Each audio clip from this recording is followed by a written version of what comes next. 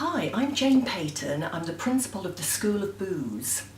I'm in my favourite London pub, the Victoria in Paddington. Today's tutorial is about gin. What are the different styles of gin? Well, gin is a spirit that's distilled from potatoes or wheat or sugar beets, and then it's flavoured with juniper and other botanicals. But there are different styles. London dry gin is the most popular. Legally, that has to have been distilled with the botanicals in the still. And then you can dilute the gin and add some sugar to it. That's London dry gin.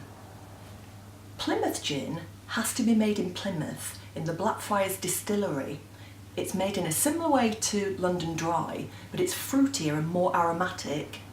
And then there's Old Tom. That's made in a similar way to London dry, but it's sweeter. That dates from the 18th century when gin in Britain was really rough stuff. So to make it more palatable, lots of sugar was added to it.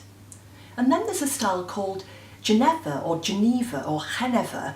It's the Dutch word for juniper, and it's actually where the word gin comes from.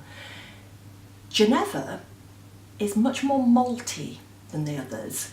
It does have juniper and other botanicals, but they may not be as dominant as they are with the other gin styles. Now, gin can be sipped on its own, or classically it's served as a cocktail with tonic. A gin and tonic is probably the best known cocktail in the world. Here at the School of Booze, we do our homework in the pub, and these are the textbooks.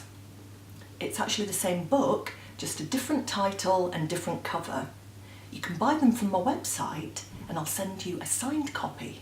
Cheers!